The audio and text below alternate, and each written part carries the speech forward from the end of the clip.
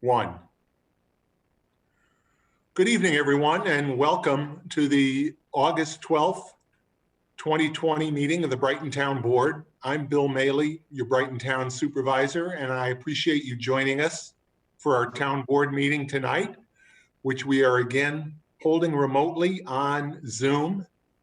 You are probably watching us either on our cable access channel, Spectrum Cable Access Channel 1303, or our YouTube live stream. But however you are watching tonight, we are conducting our meeting pursuant to Governor Cuomo's executive order issued early on during the COVID pandemic that authorized modifications to certain provisions of the open meetings law to allow local government bodies to continue to meet if they did so remotely in a way that the public could see and participate, and that the record of the meeting would be kept.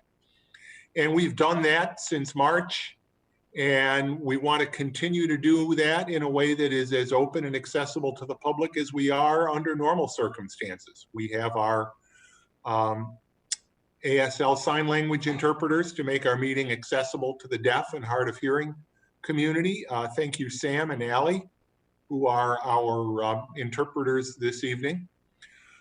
We will be holding our open forum momentarily, as we do with our live meetings, and you'll have an opportunity to call in. If you want to watch along and read the agenda and all the supporting materials with us, you can. They're all available on the Town of Brighton webpage, townofbrighton.org. We'll start though tonight, as we always do, with the pledge. I pledge allegiance to the flag of the United States of America and to the republic for which it stands, one nation under God, indivisible, with liberty and justice for all. Okay. This afternoon, the town board held the first of our 2 annual budget workshops. And yes, we had to do those workshops as well on Zoom this year due to the pandemic. But we do that to make sure that our budget development process is as transparent and goes far beyond what state law requires us to do. We want to give the community the opportunity to engage in the process, and we want to give the community the opportunity to watch the process, to see what our plans are for spending the money. Now, what happened tonight was we're very early on in the process, and the budget process is really a 2-step process. In addition to the budget, which we're required to do by law, we also do a 3-year capital improvement plan each year. We look out at the next 3 years. This is not something that's required by law, but it is something that the state comptroller has long recommended that municipalities do. So that's something we do. We work with our budget review task force on that capital improvement plan, and we're going to be holding that meeting on Friday. We also review both the CIP and the budget with the Finance Committee. And it's certainly my hope, while we've not been holding those committee meetings, it is my hope that in September, we will begin to resume some or hopefully all of those committee meetings, including the Finance Committee. We hold 2 full town board budget hearings as well in October, which is 1 more than is required by law. So each step of the way, we try to go above and beyond what the law requires. Now, unfortunately, right now, as we develop this budget, we are operating in a sort of a twilight zone, the likes of which we've never seen. Obviously, COVID is having a major impact, particularly on our revenues. As you can imagine, sales tax revenues are down dramatically. And the County of Monroe shares their sales tax revenues with us and with all of the other communities in Monroe County. So we're bearing the brunt of that, but we're also frustrated and angry that the United States Senate hasn't even begun to seriously debate federal aid to state and local governments and schools. You know, early on, we heard the president say, well, the local governments, the states have to do the COVID work, and they did, and we did. And yet, there's been no funding from the federal government to reflect the fact that at the same time we were trying to do more and the states were trying to do more, our revenues were dramatically reduced, not only because of sales tax, but interest rates, which have been held down, other things that have really impacted us. So it makes it harder than ever to prepare a budget. At this point, we anticipate that our sales tax revenue in 2020 will be down by several $100,000 below where it was in 2019 and below where we budgeted that it would be in 2020. Therefore, we are also budgeting very conservatively, I anticipate, for sales tax in 2021, certainly well below our trend lines. As I mentioned, interest income is down dramatically. That is not likely to recover this year or next year. All of those things are going to make it harder to budget. And without federal aid, we will be very hard pressed to be able to maintain services that I know you out there in the community consider to be essential services without significant use of fund balance, which can ultimately put our very, very strong financial condition at risk.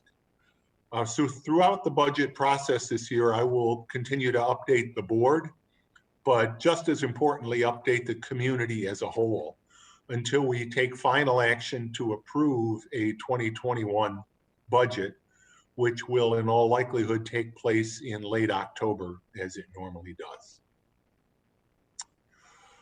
Now, those of you that have been following our meetings during the pandemic know that I have tried to highlight some what Don Alhart calls bright spots and what I've called Brighton spots to begin our meetings. But tonight I'm going to go in a little bit different direction. I need to discuss something that frankly isn't such a bright spot. It's a matter of the history of our community. But while it relates to our past, while it relates to our history, it's something that continues to affect us as a community today.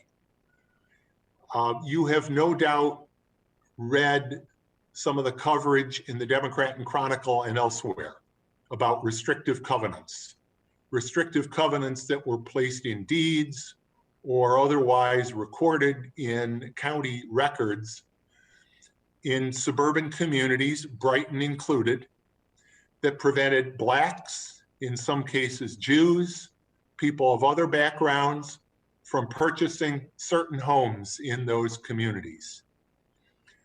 Now here in Brighton, unfortunately, you can find one of the most egregious examples of those restrictive covenants. When the Meadowbrook neighborhood, the Meadowbrook subdivision, which was established by, and this is the name of the entity that established it, the Kodak Employees Realty Corporation. The Meadowbrook neighborhood was established as an area, a community for up and coming Kodak management employees. And as part of the establishment, separate document, but when that subdivision was established in 1929, maybe karma was at work there,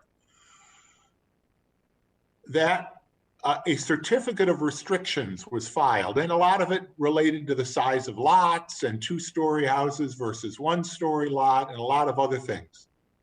And then you get to paragraph 12. One sentence, quote, no lot or dwelling shall be sold to or occupied by a colored person, end quote. And that document with that language was recorded in the Monroe County Clerk's office on May 20th, 1929. Now, those odious restrictive covenants have been legally unenforceable since the 1960s. But they remain in the chain of title, visible for anyone to see when they get their abstract or when they do a search down at the county clerk's office in many homes, not just in the town of Brighton, but in communities across the state and the county, and the country for that matter.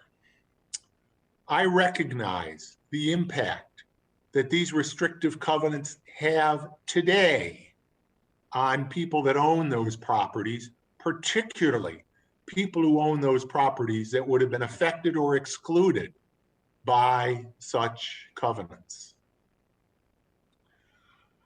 I consider it a priority to look to further address those covenants beyond what has already been done in the judicial system by making them legally unenforceable. And to that end, I've been working with Town Attorney Ken Gordon, Council Member Jason DePonzio, and former Council Member Sheila Gaddis, who also serves as Special Advisor to the Supervisor for Diversity and Inclusion, to address legally effective approaches to rescind these restrictions, to ensure that no such covenant can ever be imposed in our community again. Each of us are attorneys, and we're taking a multi-step approach, recognizing that in the world of real estate legal matters relating to real estate, it's not as simple as simply destroying a document or blacking out offensive language in a document, because those documents are recorded in the Monroe County Clerk's office to show a record of title that is reviewed when properties change hands. But our goal, certainly my goal, is to take an approach that legally rescinds these covenants, as well as adopting legislation to prevent future covenants like these from ever staining our community or communities like Brighton. We also want to make sure, as we look to the future, that other, maybe more insidious practices that absolutely are being practiced and heard and tweeted today, such as opposition to affordable housing, also do not pose a threat to who we are as a community. I'm proud of Brighton's diversity, and I recognize it as one of our great strengths. But I also recognize that celebrating and defending that diversity is an ongoing task. We want to make sure that our residents do not bear the burden today or tomorrow of racist or hate-inspired laws or agreement, or, yes, offensive racist tweets.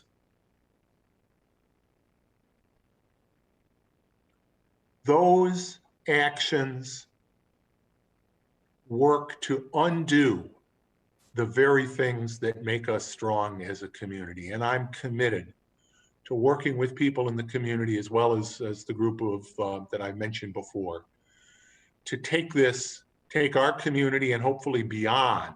I'm hoping, for example, that we can press for state legislation that will make sure that no other community will ever endure these covenants again, and that as much as is legally possible, those covenants and any current or future effect, and when I say effect, I mean more than legal effect, the stain that they put on a community, can be rescinded.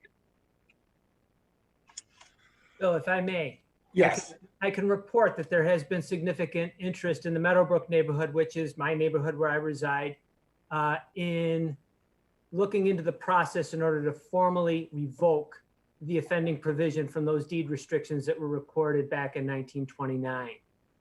Given the interest, we have a tentative Zoom meeting scheduled amongst our neighbors. As of last night, the count is at least 30 people. We're going to discuss the formal mechanisms in order to revoke that, and then organize in order to obtain the necessary signatures and have them acknowledged and in recordable form so that that document can then be recorded in the Monroe County Clerk.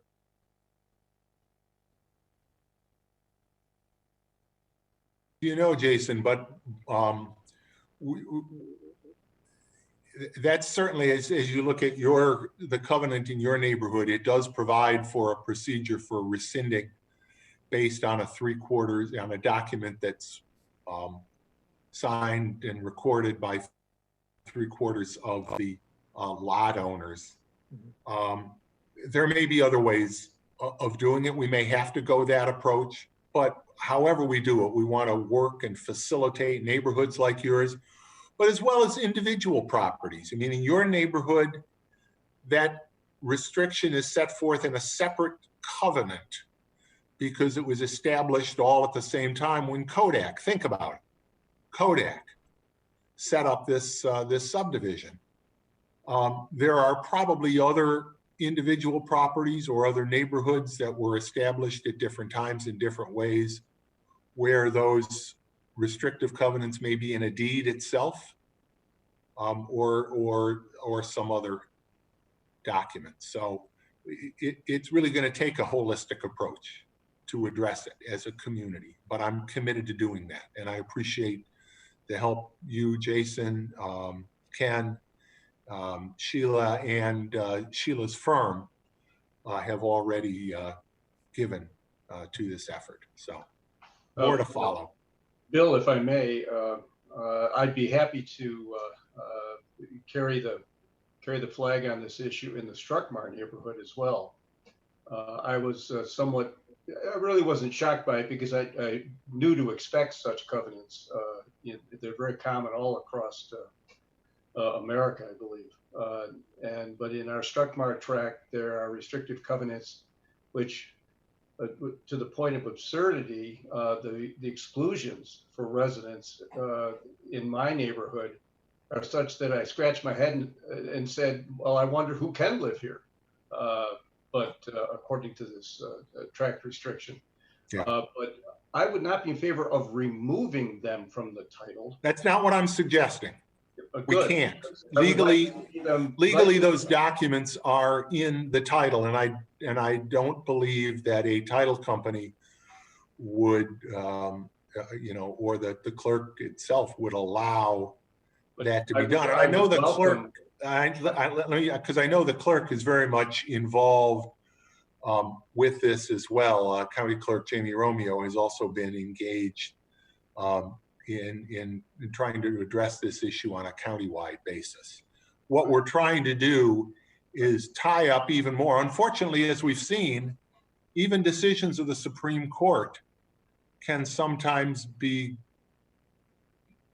changed.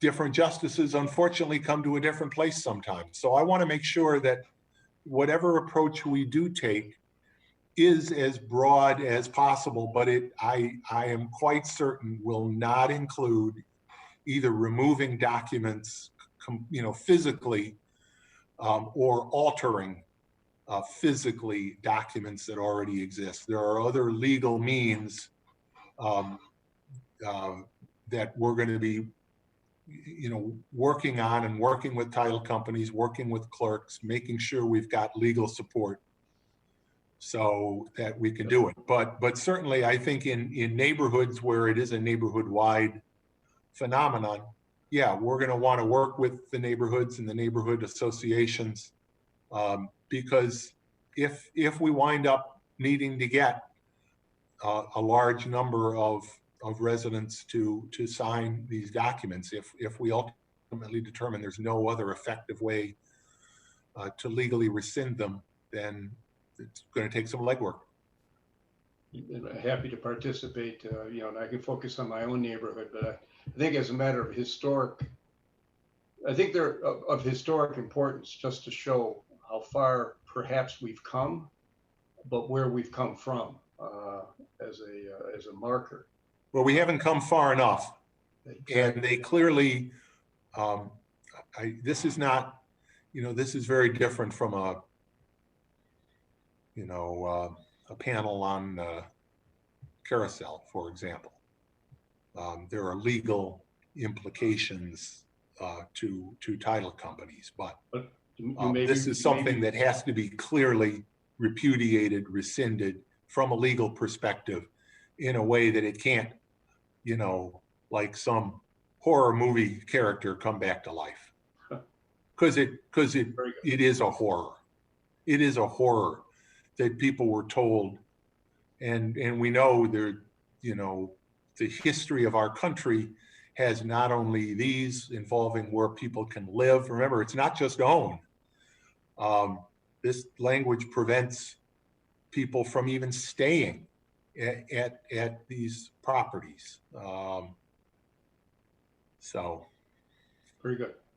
Bill, I'd like to add, for community members who are interested in learning more about redlining and restrictive covenants, there will be an online learning forum called A Brief History of Redlining and Restrictive Covenants in Brighton. The link to it is available in the Brighton Neighbors and Parents Facebook group. Yeah.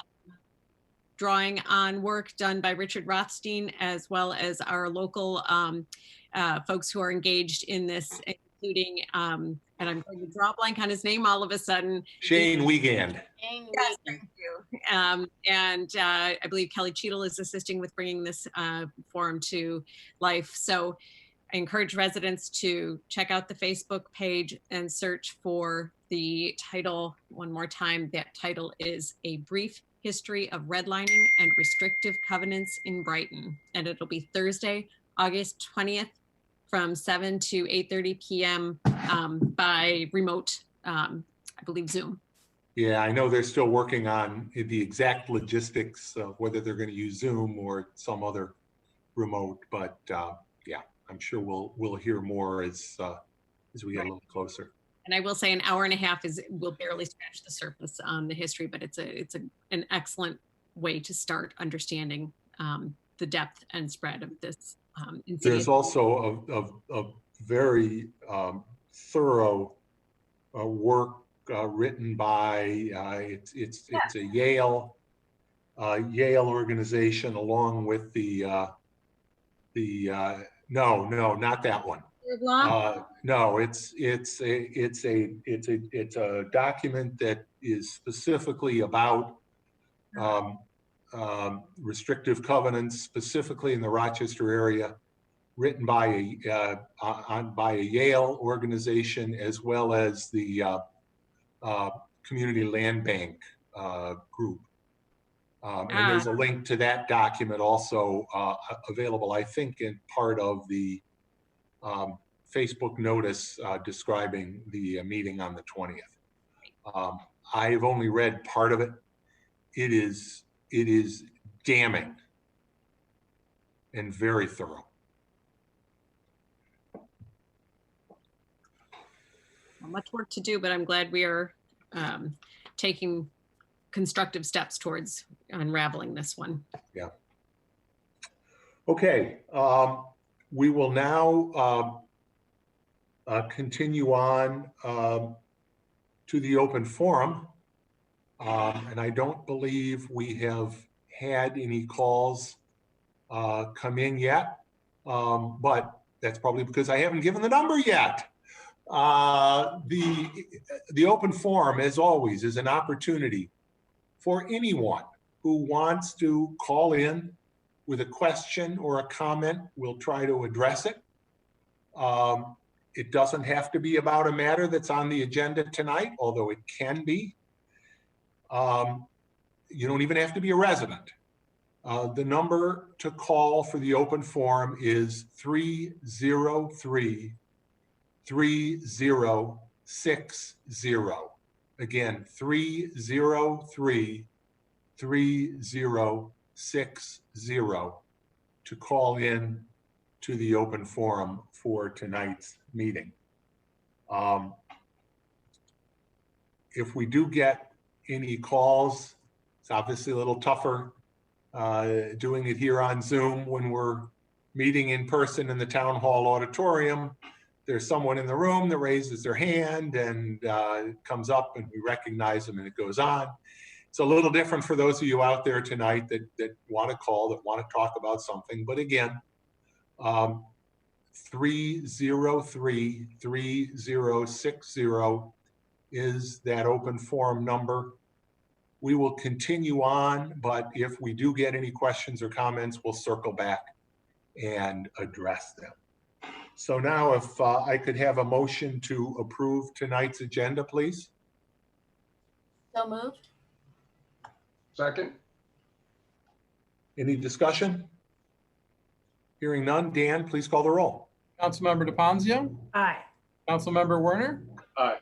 Councilmember Wilt, Aye. Councilmember Corrado, Aye. Supervisor Maley. Aye.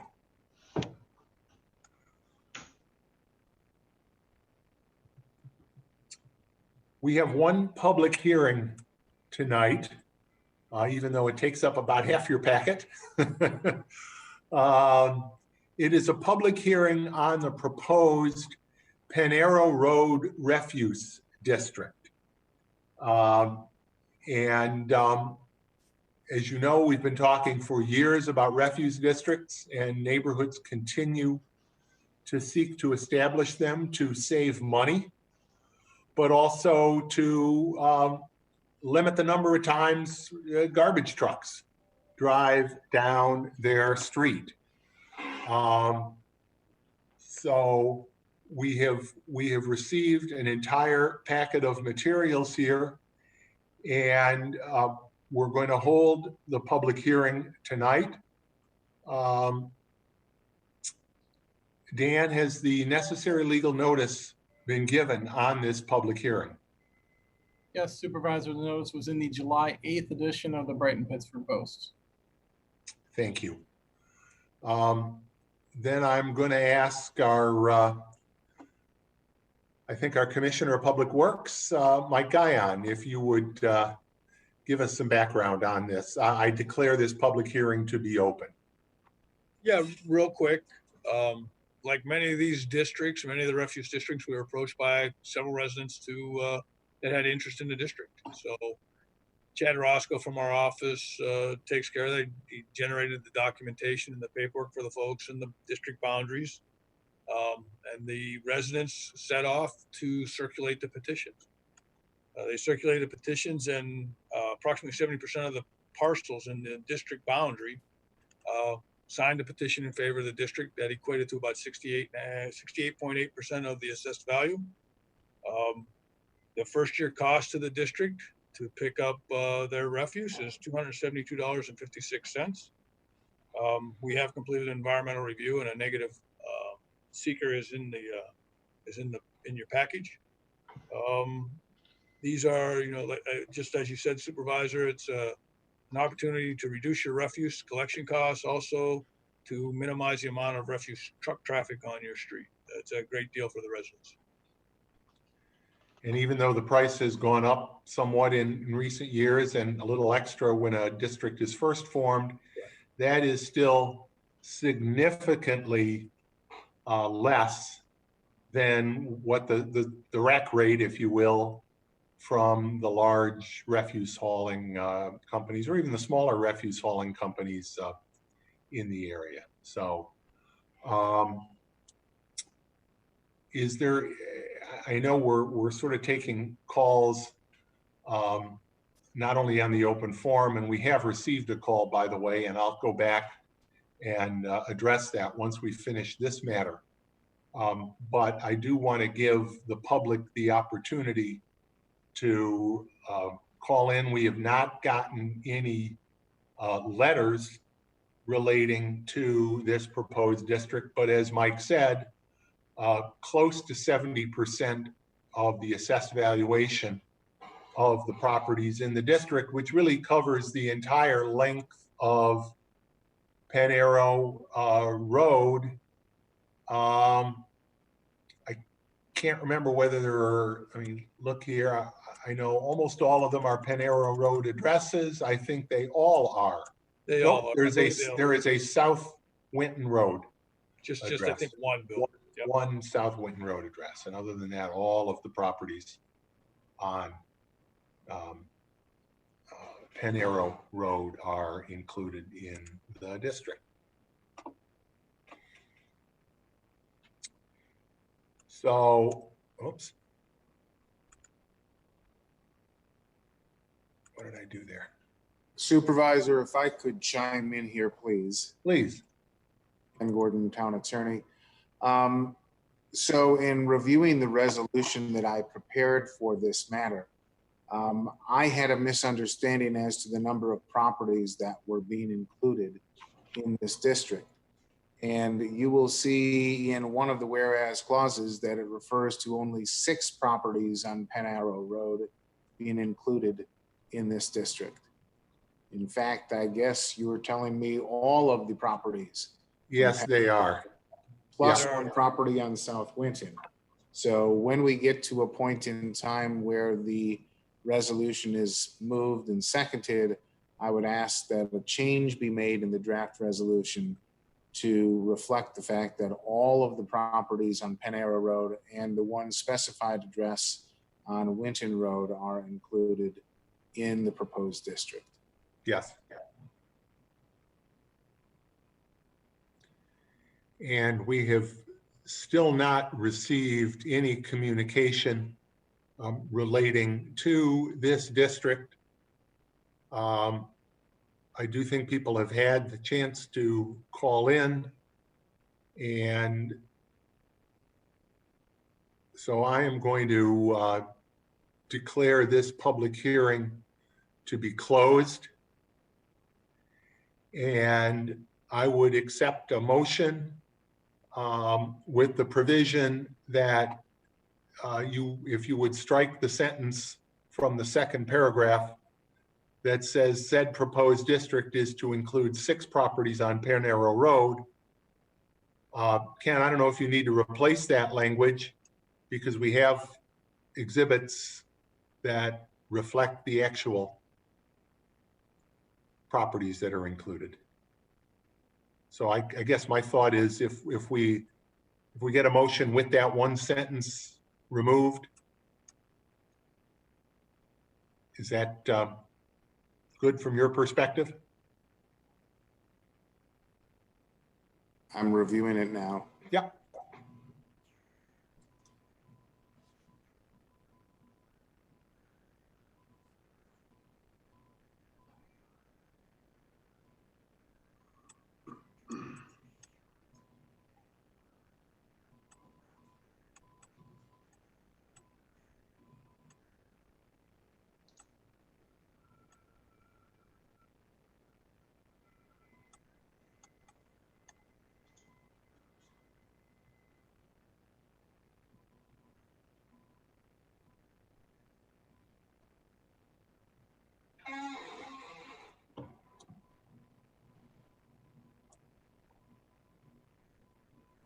I think there ought to be something in the resolution which describes the district.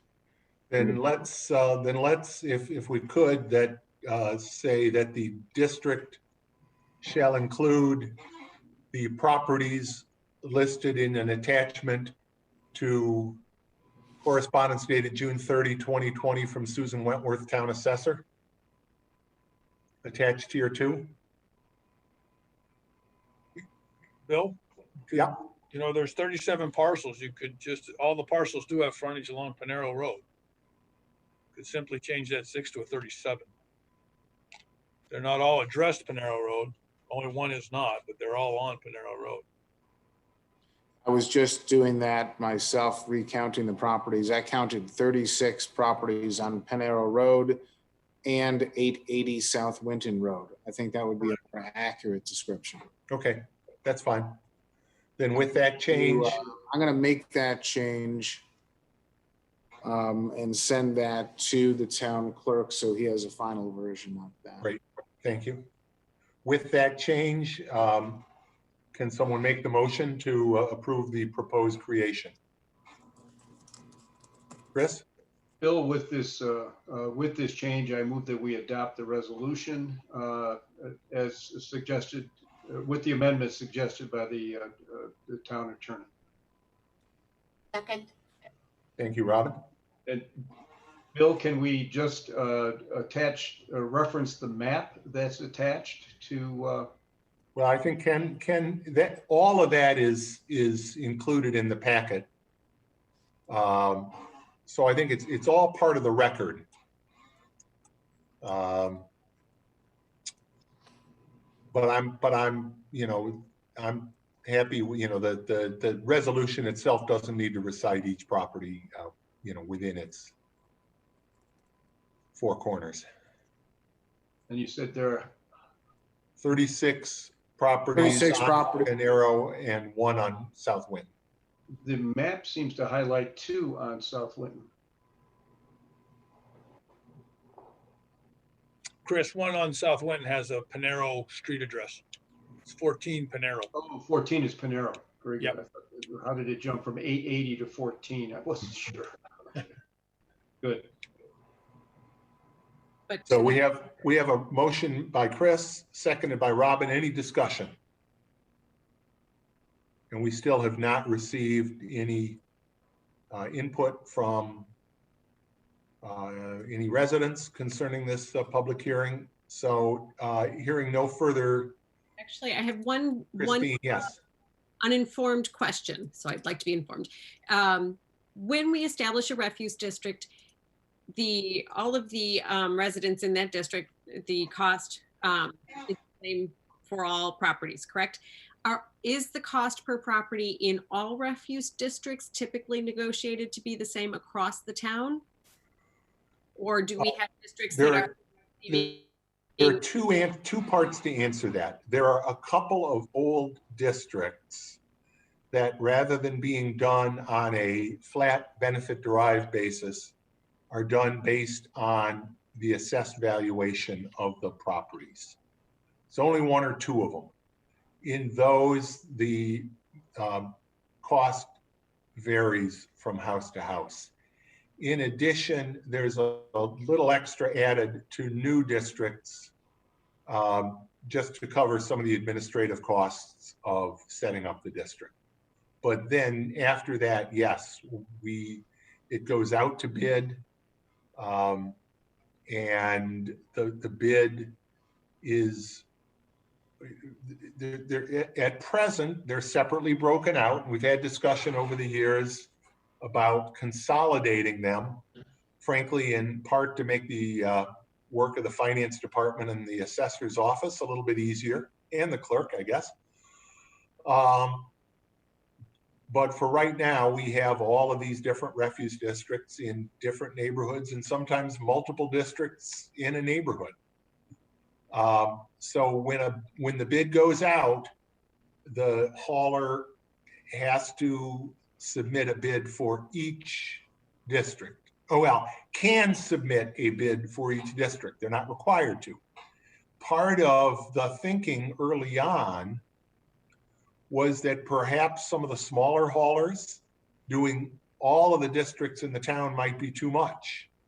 But for example, they might, if there were 10 in East Brighton, they might want to do the 10 in East Brighton and put a bid in just for those. It hasn't worked out that way. The bidding companies have typically been 1 or 2 large haulers that we all know the names of. And that's why it was done that way. But frankly, given the history that it hasn't worked that way, we may again look at consolidating them, or maybe consolidating them, for example, in quadrants, so that you don't have 60 of these things. You may have 15 in each quadrant, something like that, to reduce the paperwork a little bit. And to date, are all of the districts served by the same haulers at this point? They are. and have been for many, many years. All right. And And just to, I'm sorry, Christine, if I could, Ken Gordon, Town Attorney, if I could just put a fine point on how the allocation is made of the costs within a district. They are apportioned, as the supervisor said, on a benefits derived basis. And the way that benefits derived basis is calculated is on a unit basis, with 1 unit equaling 1 single family dwelling. So if you had a parcel with 2 single family dwellings on it, there are none in Panero Road, but if you had that, that parcel would have 2 units assessed to it. But here we have single family dwellings, 1 on each parcel. So everyone in the Panero Road will pay exactly the same cost each year. very good. I think the community, for those neighborhoods that still don't have trash districts, the clarification helps clear up some misconceptions, I think, about the benefit of making the effort to create a trash district. So thank you. It's an absolute savings every year. In addition to less truck traffic, as Mike said. All right, I believe, Dan, I've declared the, yes, I declared it closed and we have a motion on the table. Any further discussion on that motion? Hearing none, Dan, please call the roll on the motion to create the Panero Road Refuse District. Councilmember DeFazio. Aye. Councilmember Werner. Aye. Councilmember Wiltz. Aye. Councilmember Corrado. Aye. Supervisor Maley. Aye. Let me circle back because we did receive one inquiry in the open forum from Marjorie Alamo, 60 Towpath. And she asked a couple of questions. One, why do people get away with putting debris in gutters? It is not, we do not allow people to put debris or lawn debris or leaves in the gutter. There's all sorts of reasons for that. It's a safety hazard. It can cause drainage issues, safety hazard in a number of different ways, whether it's for cyclists, whether it's for children playing in leaf piles. So it is not legal. We strenuously, you will, starting in September, you will hear me at every single meeting. You will get tired of hearing me talk about at every meeting, don't put them in the street. So, but she asked, a fair question. Why do people get away with it? And very honestly, as with a lot of things, we really try to educate rather than litigate. So that's part of it. And maybe we're not educating well enough. But 2, for us to cite people, for example, we would either have to call the police or the crew would have to stop and write up a violation and get it delivered to the property owner, slowing their work down. We have left warnings, and we will continue to do that. In egregious cases, we will, particularly when there's, a neighborhood concern of blocking access. But we really want to do, and I'll do it right now, remind the community, your lawn and garden debris, and most of you are very good about, I'm really actually very pleased with what I'm seeing this year. I'm seeing more and more people containerizing. B, I'm seeing more and more people keeping their lawn and garden debris in the street. I'm sorry, on the tree lawn, out of the street. And I'm hoping that continues into leaf season because, it could cause drainage issues. We've had a couple of real heavy rains, this summer. You get 2-3 inches of rain, all those leaves, they drain down into the storm drain. That's when you get neighborhood flooding. So whether it's safety, whether it's drainage, whether it's just the look of your community, don't pile your leaves, don't pile your lawn debris, and certainly don't pile your construction debris. We won't pick up construction debris. We only pick up lawn and garden debris, branches. And let me remind you also, if you've used a tree contractor, before you hire a tree contractor, check with the town to make sure they're licensed by the town. Tree work is inherently hazardous, and for that reason, we do license them. If you hire someone that's not licensed by the town, you may get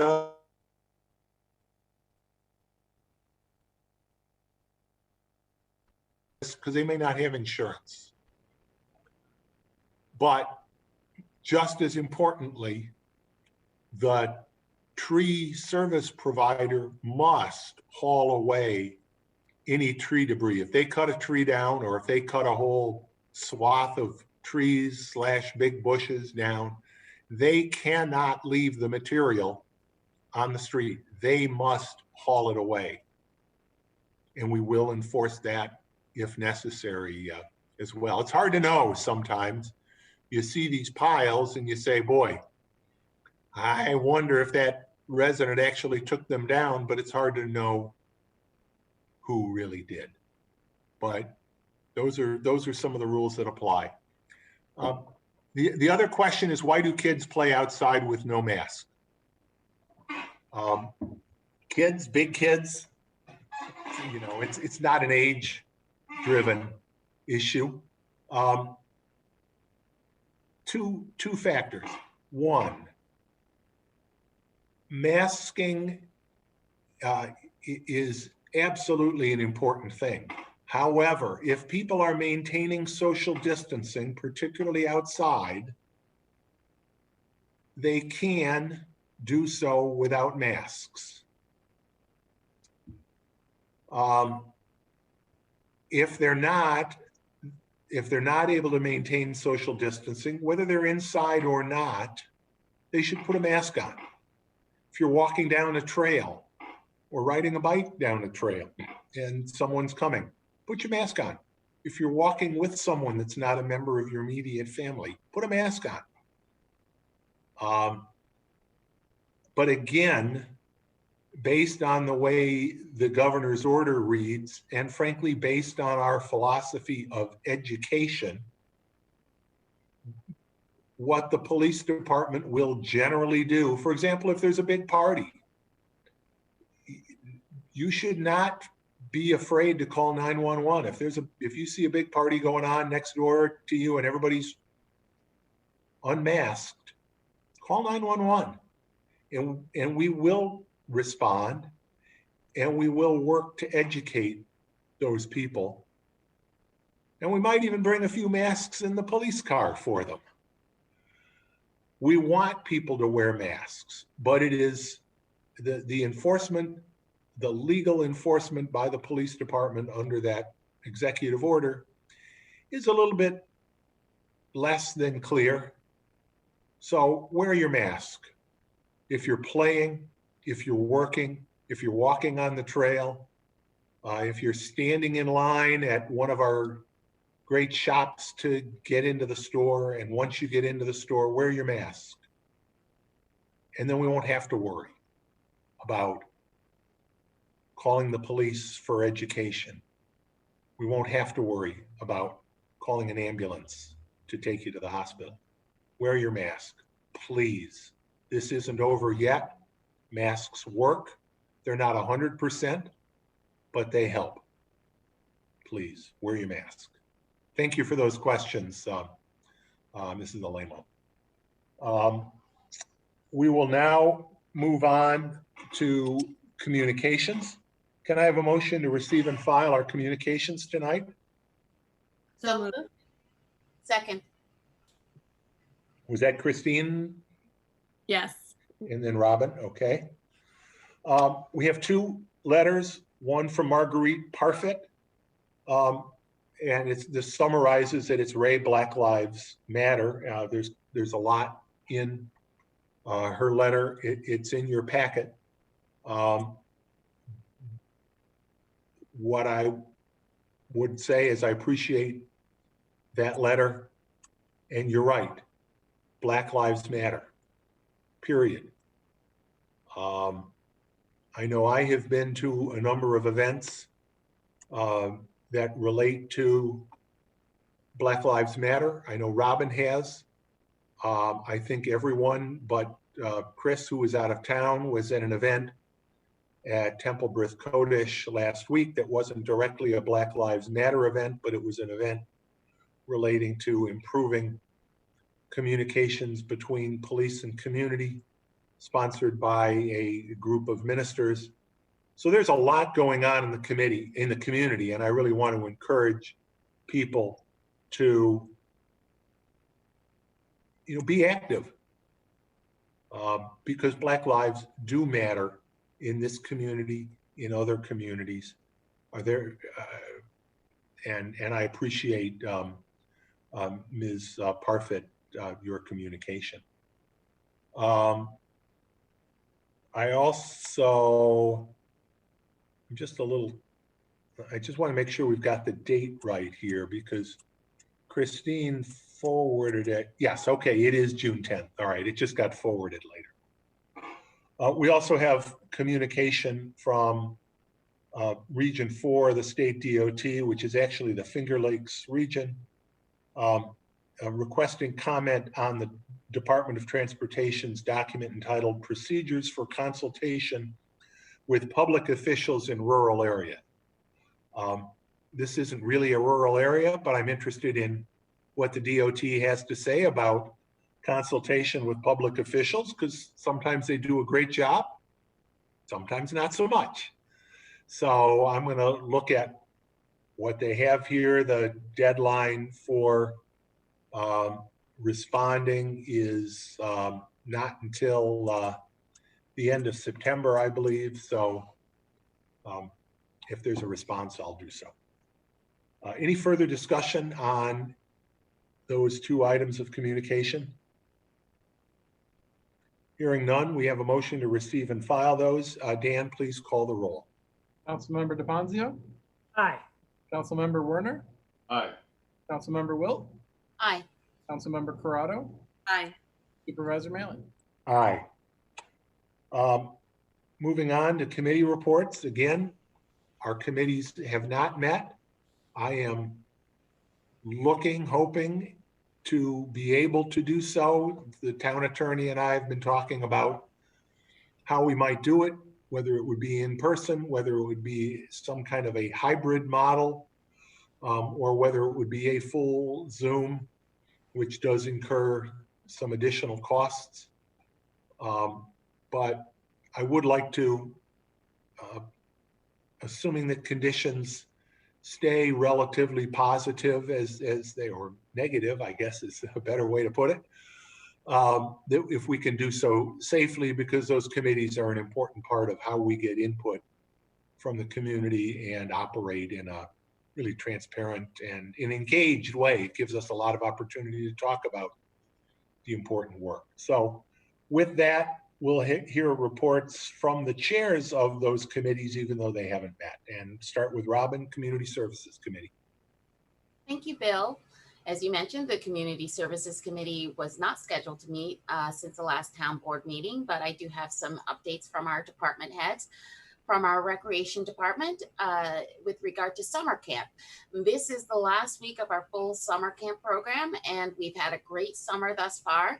We'll be having one more week of camp next week for our arts and outdoor camp, and the registration currently is full at 15.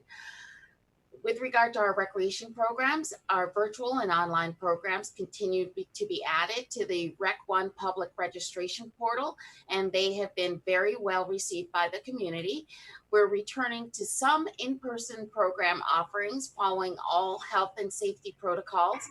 More programs will be added and available for registration once the details of those programs are confirmed. So please do check the recreation website and Facebook page for the most recent updates on that programming. With regard to the Monroe County Grab and Go Senior Meal Program, Brighton Seniors is pleased to announce a recent partnership with the Town of Henrietta Senior Center to provide grab-and-go style meals each week as part of the Monroe County Nutrition Program. Order ahead boxed meals are available for seniors age 60 and up. Meal pickup is at the Henrietta Senior Center, so please contact us for full program details and to place your order at 585-784-5260, extension 0. Please leave your name and phone number and we will follow up with all the details. With regard to our Brighton Farmers Market, the Brighton Farmers Market remains open with appropriate COVID-19 procedures on Sundays from 9 a.m. to 1 p.m. at the Brighton High School parking lot. Pre-order is again encouraged but not required. And again, for health and safety reasons, we do ask that you please leave your pets at home and shop with as few members of the household as necessary. You can see the Brighton Farmers Market website for full details and updates. That's at www.brightonfarmersmarket.org. You can stay up to date with recreation announcements at our website.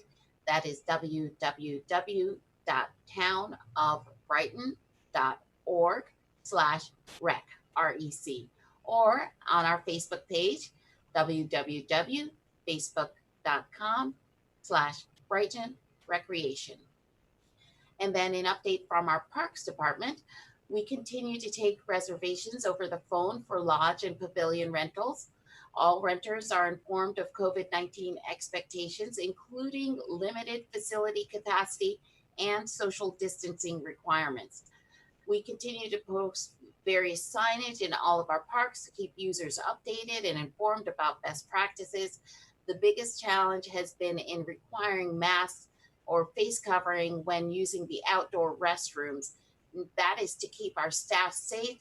And with the increased cleaning and disinfecting schedule, it is a necessary precaution that we have to take.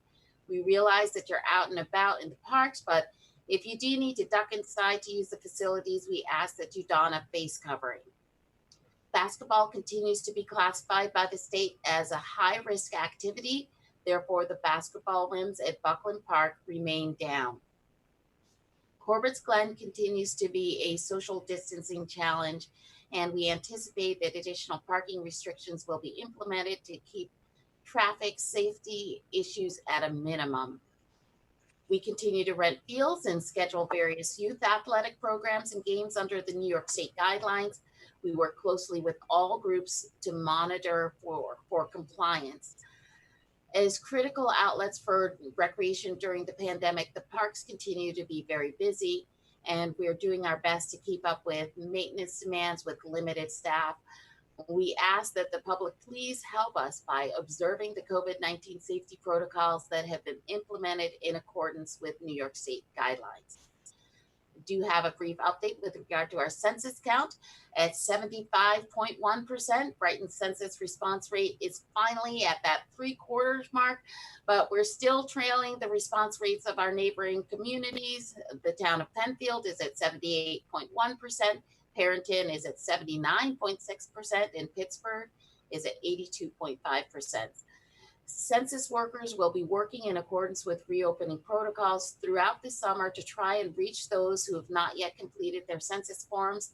There will also be many additional rallies and public events to help increase awareness about census participation. And we just want to emphasize again and again and again that an accurate count is critical to ensuring that we are properly funded for emergency responders, our infrastructure, after school programs, senior programs, and so much more. And at the end of the day, it is about money, power, and data. So make sure that Brighton gets its fair share by responding to the hashtag 2020 census. You can respond to the census at 2020census.gov. And we want to thank you for participating. Finally, an update to our CCA programming. Responsive bid documents for the Monroe County Power CCA RFP were reviewed on July 9th by all participating municipalities, and neither of those two responsive bids conformed with the 12-month benchmark pricing guidelines. This is just a reminder. So The good news is that despite failing to meet those established compliance criteria, we do expect that the pricing we received in this first bid will be quite competitive with RG&E basic variable service over the same time period. On Friday, July 24th, Supervisor Maley and I conducted a review call with Dual Assets, our CCA administrator, to follow up on any additional questions the town had with regard to the bidding process and to provide feedback on the town's desired next steps. Joel conducted similar meetings with all participating Monroe County Power municipalities and has now prepared its recommendations for next steps, including reconsideration of the pricing benchmark and expanding project eligibility to include hybrid, fixed / variable structures, which could be effective in keeping our initial pricing low and mitigating some price risks for suppliers, as well as potentially encouraging more aggressive bidding for our contract with our CCA. We remain committed to 100% renewable energy products. The next regularly scheduled meeting of the Community Services Committee was to be on Wednesday, August 19th at 9:30 a.m., but we will not as yet be meeting in person. Thanks again for your continued patience and observance of all of our COVID-19 safety protocols, and please do stay safe. Thanks, Robin. Finance, Jason. Supervisor, sorry, real yes. quick to build on one thing Robin had said on the census. I was speaking with Susan, who's the local census person, about a separate issue. And technically, their folks could be on the streets as of yesterday. So we may start seeing them knocking on doors at any time now. But that doesn't mean that the website isn't still an option. I mean, that's the easiest, and it is so easy. And let me again remind everybody, there is no citizenship question on the census. You will not be asked about your citizenship, no matter how hard people in Washington continue to try to play games with the census. You will not be asked about your citizenship on the census. So please, we really want to encourage you. We've had some outreach with her as to possibly some other ways of reaching out to some of our immigrant communities and others that, you know, maybe are responding at lower rates and, you know, partly because of concerns. So just because they're out knocking on doors doesn't mean you can't just pick up your phone. As you said, 2020census.gov, you will be finished in 5 minutes. I guarantee it. Now we'll go to Finance Committee. Jason. Yes. Thanks Bill, for that reminder, Dan. the Finance and Administrative Services Committee has not met, but as has been the practice during the pandemic, Finance Director Paula Parker did submit to each of the board members a list of action items with supporting documentation and correspondence to give us the opportunity to review and raise questions. And each of those matters do appear on tonight's agenda and will be voted on and discussed in more detail.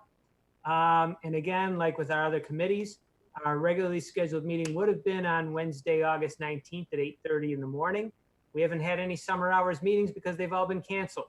That meeting too will be canceled, and hopefully in the near future we'll be able to resume meeting. But for now, we'll be continuing to review items remotely. Thanks. Thank you, Jason. Public Safety, Christine?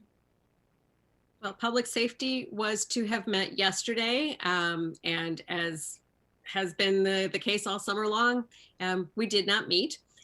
However, public safety is top of mind with many folks in the community.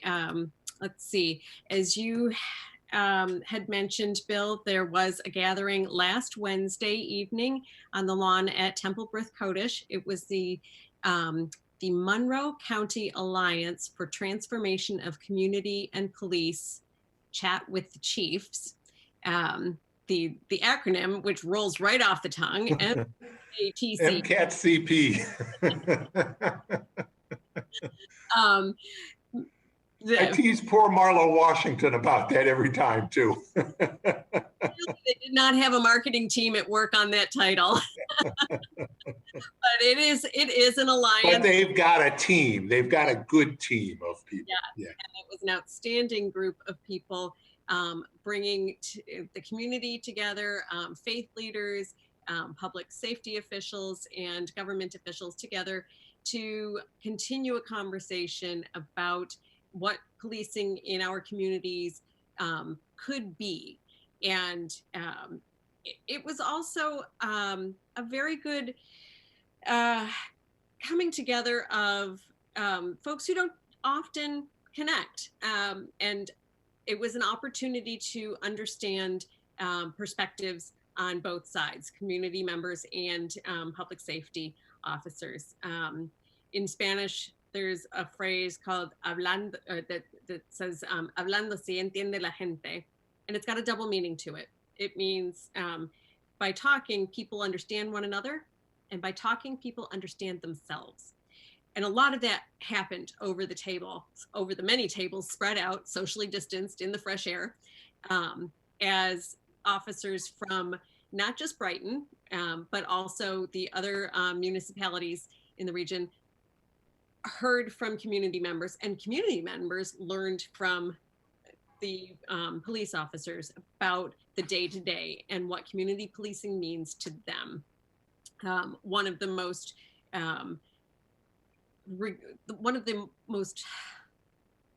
poignant things that I heard at the table I was at, and others may have other things to add to this because nearly everyone here at today's meeting was there on the lawn.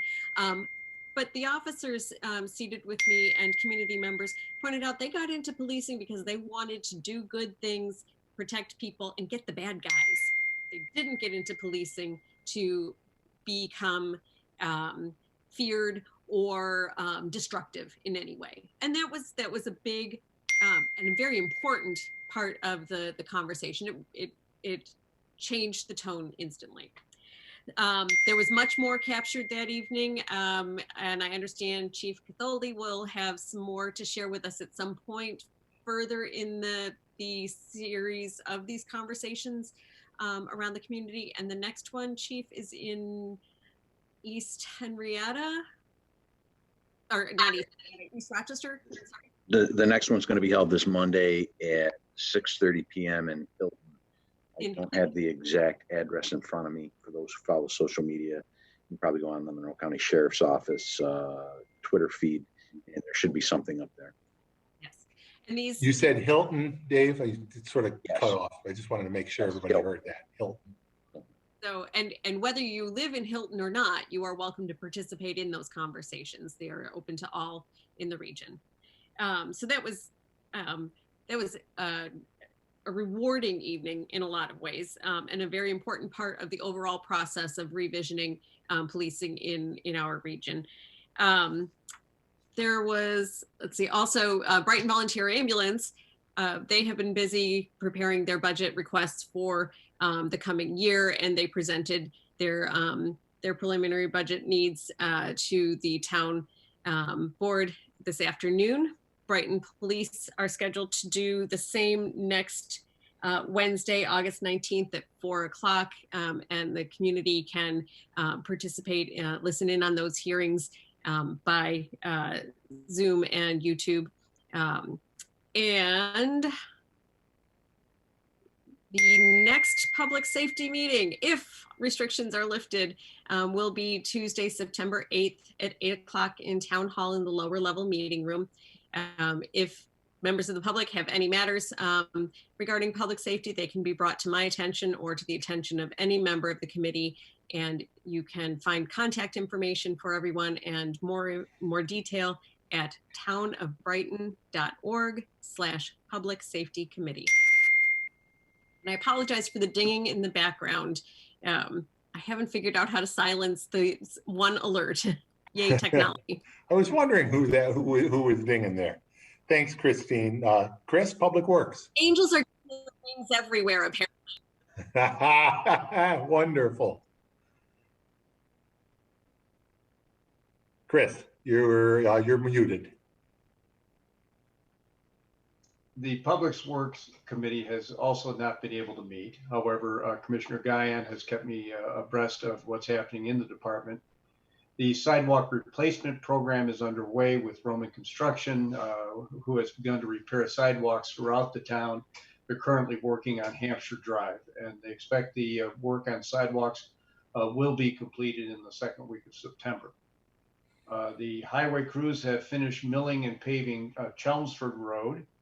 The Danford Crescent gutters have been replaced and the roadway has been milled, and they anticipate paving next week, weather permitting.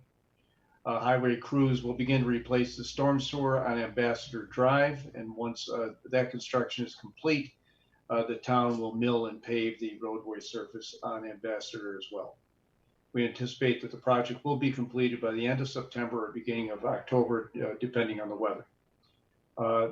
Fiber paving has been completed on Clover Street from Blossom to Shaftesbury. The fuel island repairs or improvements have been investigated by Barton and Judas. How did I do? Good. Judas, and they completed the fuel island study and identified a solution that's far less expensive than anticipated, which will not require site improvements to the fuel island. That's very good news. The sewer department has installed the sanitary sewer to the Winters Farmers Market and the sewer lateral to the existing barn and cleanup to the project site. They're also working on a trail that will extend the Buckland Park Trail system to Westfall Road, where a crosswalk will be installed to the Brickyard Trail. Additionally, BLM Construction has begun the interior improvements to the barn. We're looking forward to that completion. DPW staff is currently working on projects on the French Road sidewalks, the North Landing Road sidewalks, Brighton Memorial Library roof replacement, the Winters Farm Market as indicated, and 5G ordinance, Panero Road Refuse District, and smaller sanitary sewer districts. The Planning, Zoning, Board of Appeals, Architectural Review Board, Historic Conservation Board, Sustainability Oversight meetings are all being held virtually, and the meeting dates continue on their normal schedule. The next meeting ordinarily would be held September 1st, but again, because of the pandemic restrictions, we are unable to meet in person. Well, once you get to September, let's just say at this point, we haven't made a final decision. Well, great. That's September 1st. It's coming up in a few weeks. Hopefully we can meet. And that would be at 9 o'clock. Thanks, Chris. We have no old business, new business, reading and approval of claims. Jason. Yes, Bill, earlier today I reviewed claims totaling $826,458.12. Notable claims include to Birchcrest Tree and Landscaping in the amount of $28,008.40 for payment for tree removal services. Also to Concrete Applied Technologies Corporation in the amount of $101,734.80, which was for payment for construction services on the Highland Crossing Trail. Also to Connors Haas Inc. in the amount of $19,204.58, which is for payment for LED lighting project at the Highway Garage, which was part of our CIP. Also to the Depository Trust Company in the amount of $151,211.26, which was payment for principal and interest on the 2017 and 2018 issued serial bonds. And of that amount, $140,000 was applied toward principal. And finally, to Regional International Corporation in the amount of $134,464.17, which is for payment for the purchase of a 2020 six-wheel dump/brush truck, which is also part of our CIP. The claims all appear to be in order, and I move that they be approved. Second. Thank you, Robin. Discussion? Hearing none. Dan, please call the roll. Councilmember DePonzio, Aye. Councilmember Werner, Aye. Councilmember Wilt, Aye. Councilmember Corrado, Aye. Supervisor Mealy. Aye. Chris, next matter.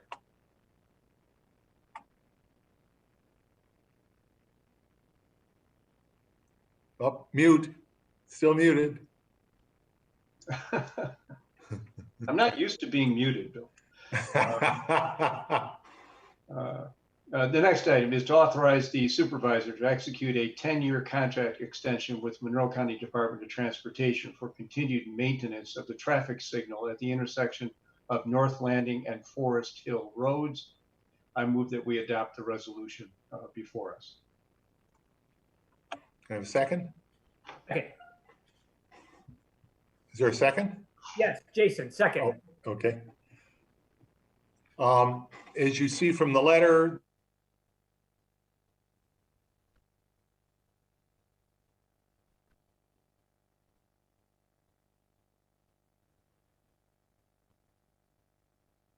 Indian Landing School right there, but the condition was that we would enter into this agreement for maintenance. So this will continue that agreement for another 10 years, which is the final renewal term permitted under that agreement. We have a motion and a second.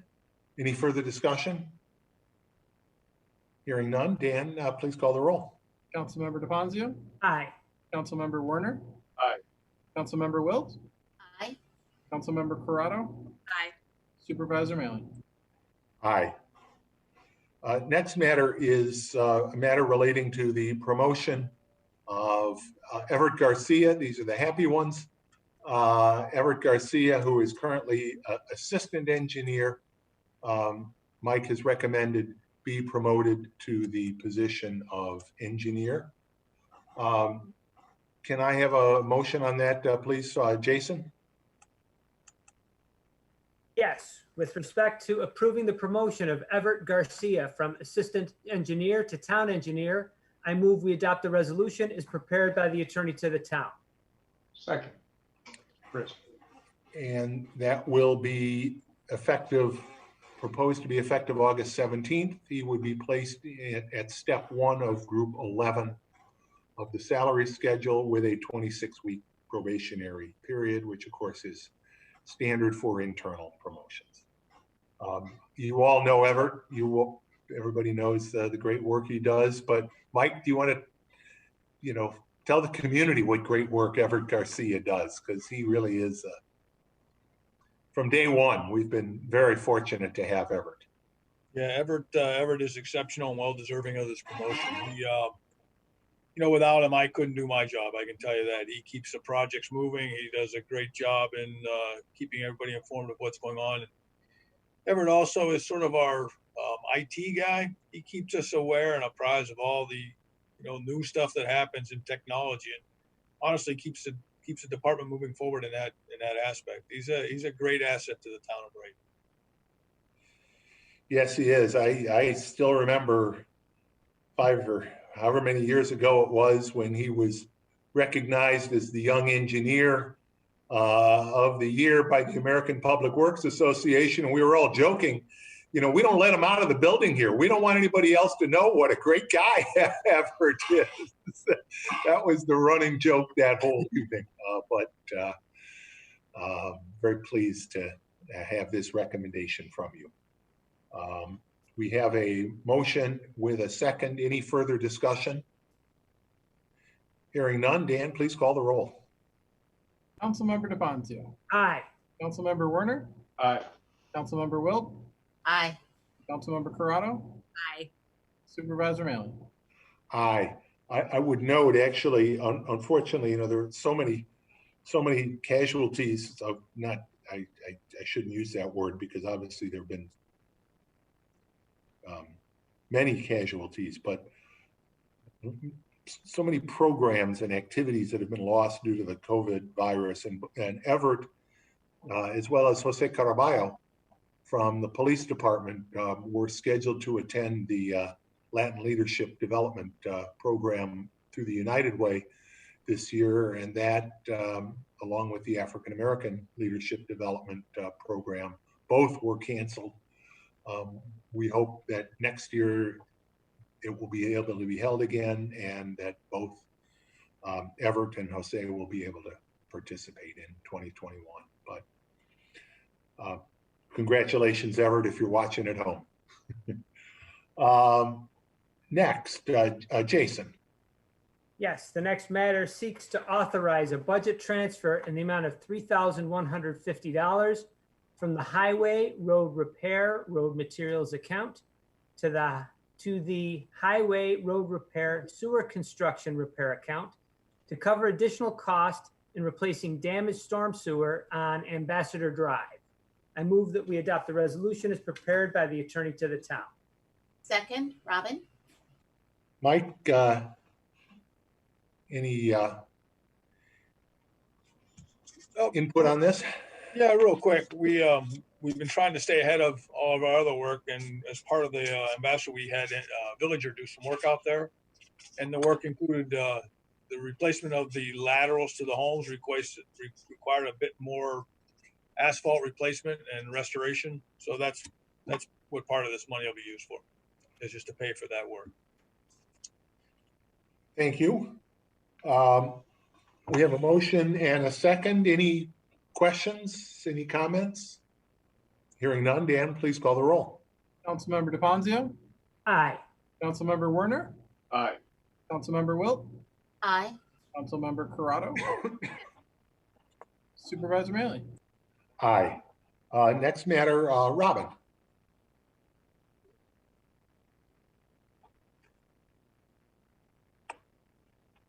Oh, unmute. We're all doing it tonight. The next matter seeks to set a public hearing for proposed tree removals at 200 Thackeray Road, 4 Chelmsford Road at the 12 Corners Orthodontics and Dentistry, and 1070 Highland Avenue. I move that we adopt the resolution as prepared by the attorney to the town. Second, Chris.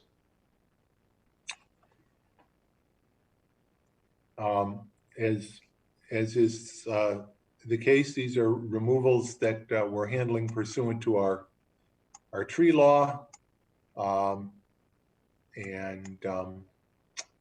The public hearing on these will be scheduled for September 9th, the September 9th town board meeting. We have a motion and a second on that. Is there any further discussion? Mike, anything you want to add about the condition of these trees? No, just it's our process, Bill. They're all over 30 inches in diameter, considered significant trees requiring a public hearing. And none of them are in good shape. Not a one of them.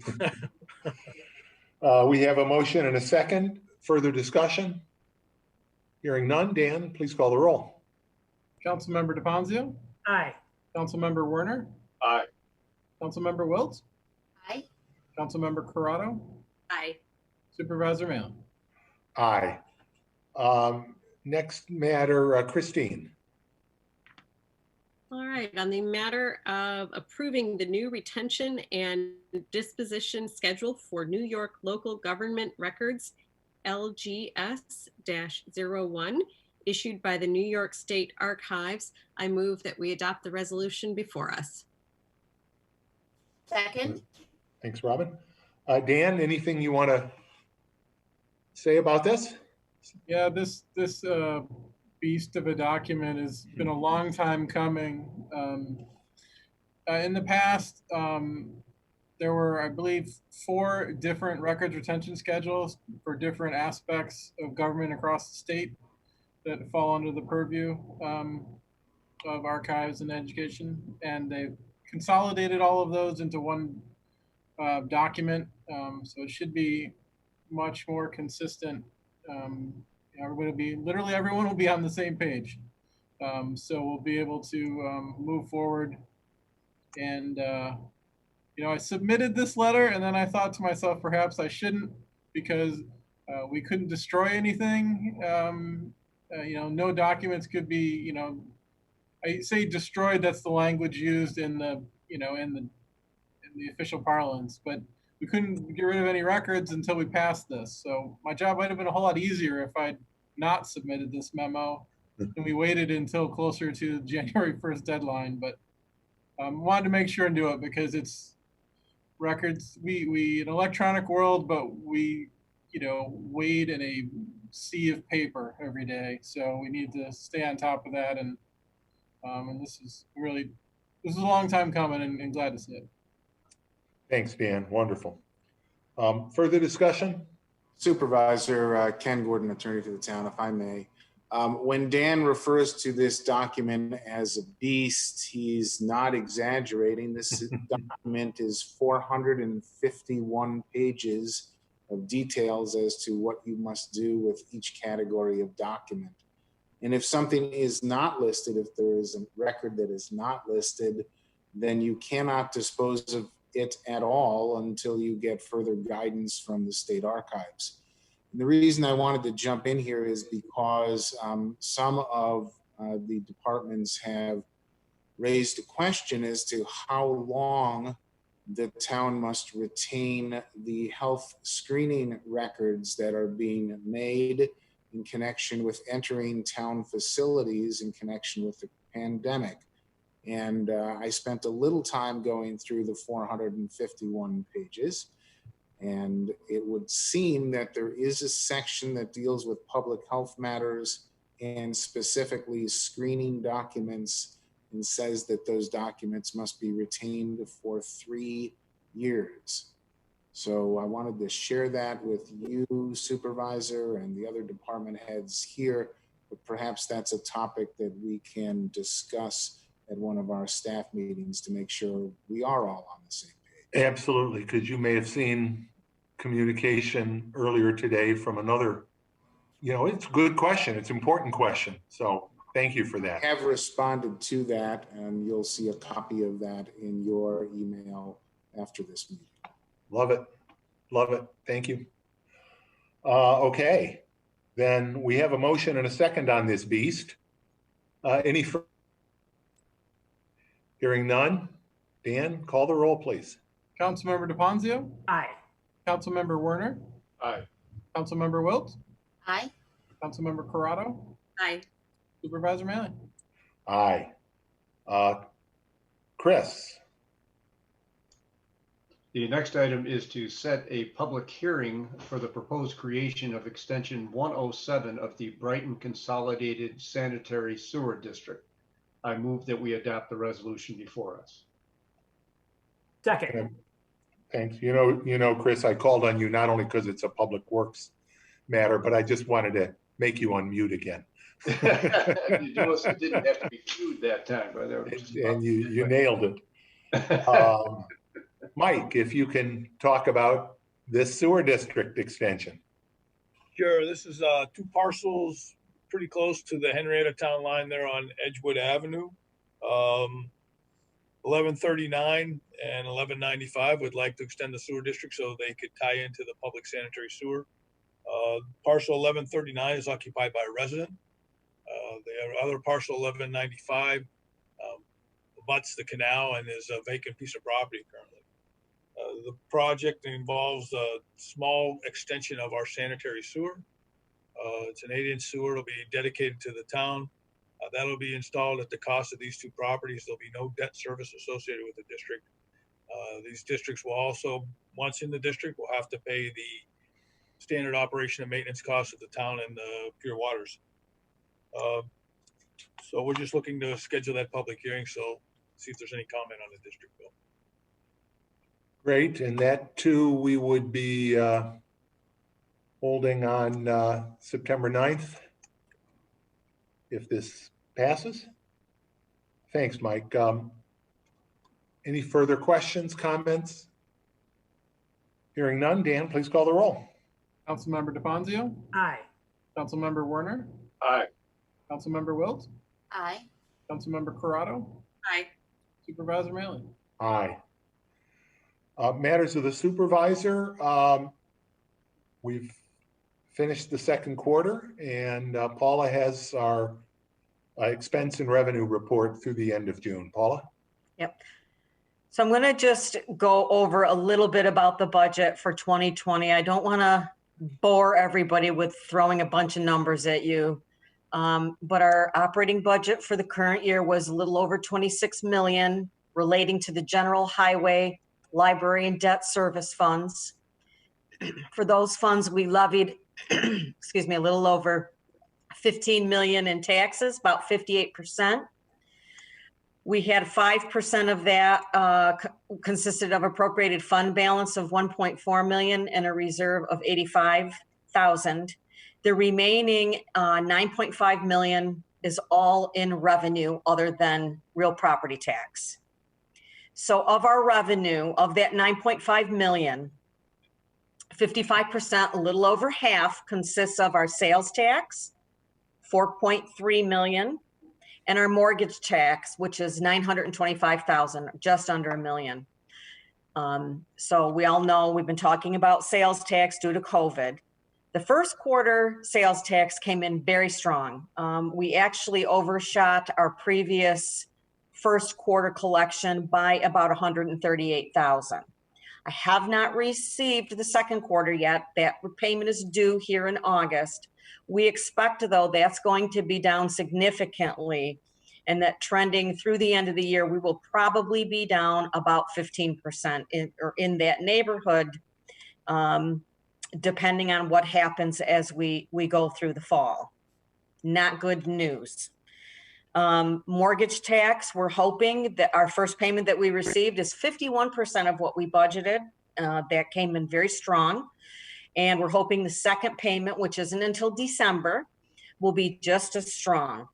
With lower interest rates and home sales doing well in the town of Brighton, we're just going to remain optimistic that we will hit our budget, at least for the mortgage tax. Normally, that second payment is fairly significantly the larger of the two. It is. So again, we were off to a good start at 51%, but you know, we don't know. Obviously, there's, you know, it's home sales is a big piece of it, but also refis are a big piece. And the home sale market, there isn't a lot of inventory, but they're selling. And refis, you know, they're happening again. And with rates low, they're going to keep happening. So pretty anecdotal, Supervisor, but I feel like I have gotten a lot more requests for copies of tax receipts or proof of payment. Yeah. People talking about refi. So good. A lot more of those calls than I've fielded in recent years, for sure.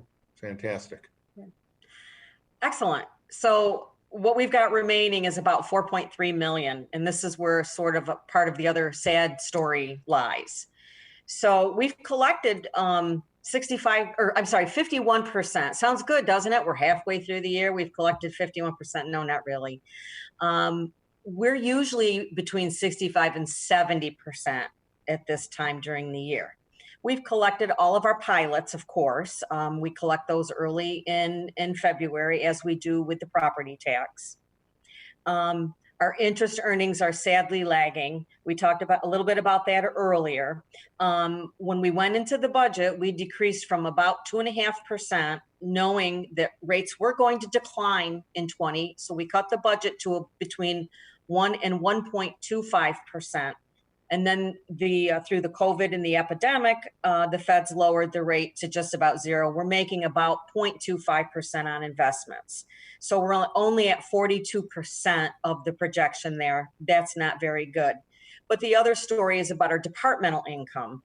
And because we've had to suspend some programs through a few months, and due to all of the steps we've taken to keep our employees and our residents safe, we've only collected 21% of departmental income. So out of 775,000, we've only collected about 180,000 through the end of June. So revenues certainly are telling our story right now. Expenditures is a little bit brighter, though. We are well within our budget in all the categories. Our salaries are at about 43%. And remember, our benchmark is 50%. Overtime for the police department, it was trending very well. They spent 54,000 out of 195,000. Highway did spend a little more, 70%, so 136,000 out of their 195,000. Most of that expense was in the beginning of the year for the inclement weather that we had. And just as an interesting fact, even through all of this, these numbers resemble very, very closely where we were in both 2018 and 2019.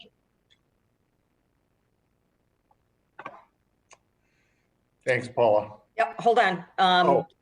So everything else in our budget is running under our 50%. So we know that retirement is always on schedule. Our employee and retiree health insurance is running on schedule. Our debt service is on schedule. So as far as our expenses go, the departments are doing a very good job of holding everything within that budget. And we'll be watching revenues as we go forward. We'll be checking expenses to make sure that if we have to make adjustments going into the third and fourth quarters this year, that the department heads are ready and they have the information necessary should we have to amend budgets. Okay. This time you're okay. Sorry for really interrupting you there. That's okay. Thank you. Thank you. Can I have a motion to receive and file the second quarter 2020 report? So moved. Second. Dan, please call the roll. Councilmember DePonzio, Aye. Councilmember Werner, Aye. Councilmember Wilt, Aye.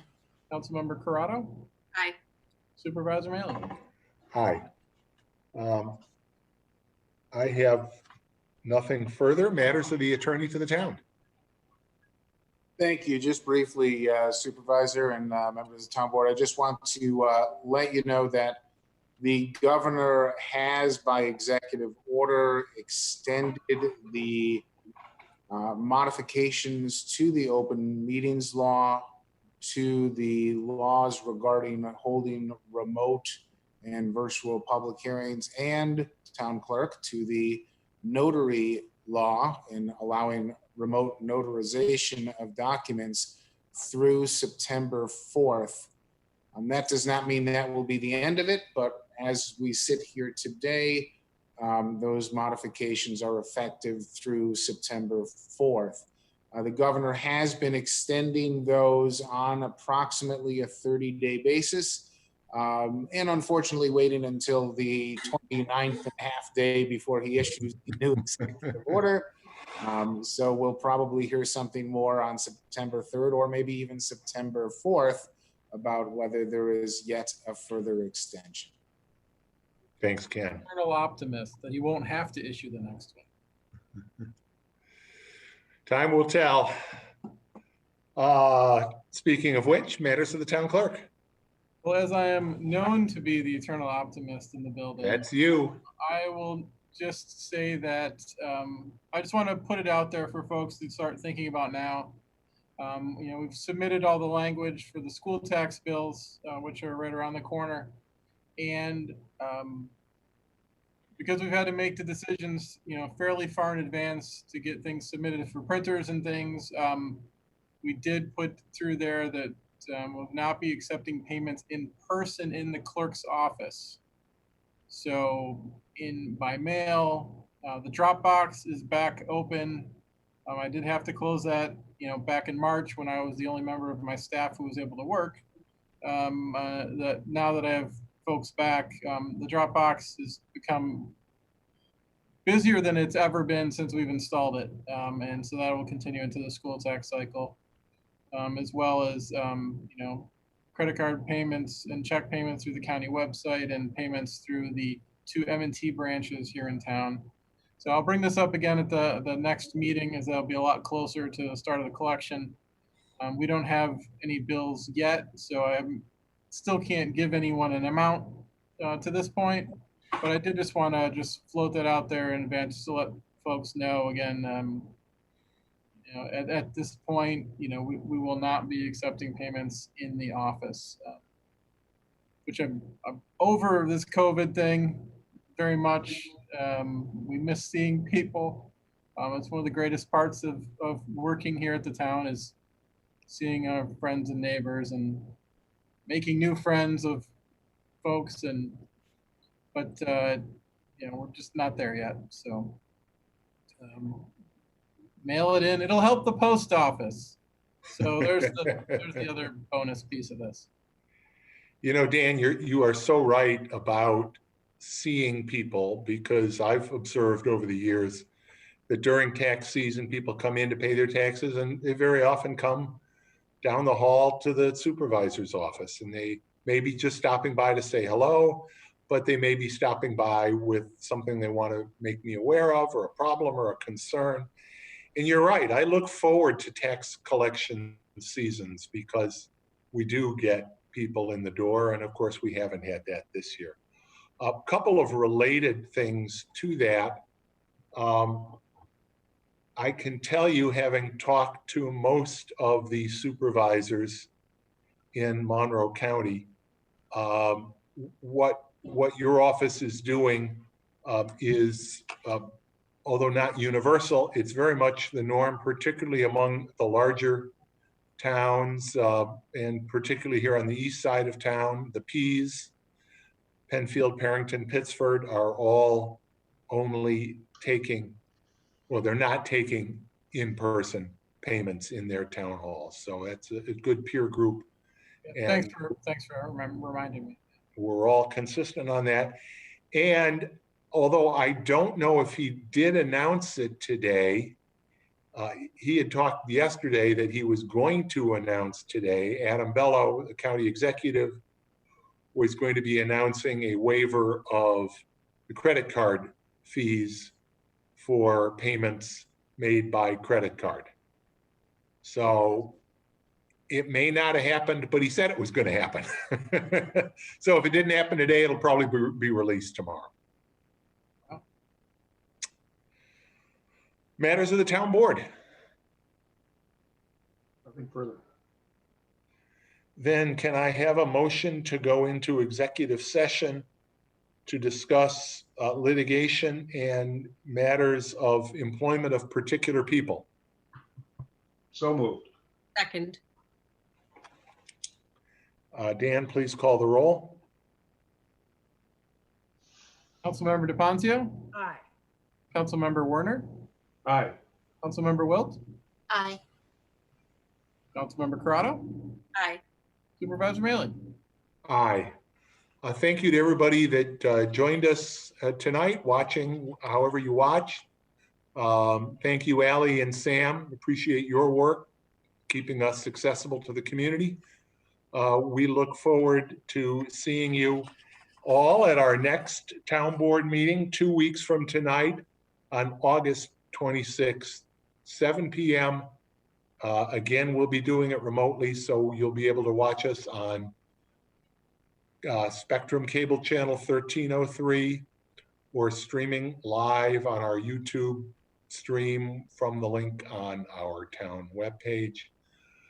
Good night, everybody. I'll ask the chief to stay for our executive session.